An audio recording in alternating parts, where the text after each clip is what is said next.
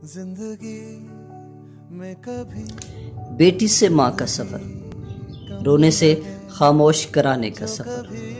पहले जो आंचल में छुप जाया करते थे, आज किसी को आंचल में छुपा लेती है।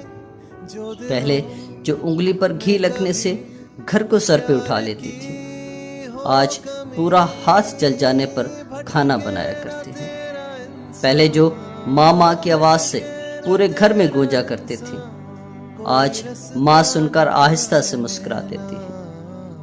पहले जो 10 बजे उठने को जल्दी उठ जाना बताया करते थे, आज 7 बजे उठकर भी लेट हो जाया करते हैं। पहले सारा दिन फारिग होकर भी खुद को मसरूफ बताते थे, आज पूरा दिन काम करके कामचोर कहलाया करती है।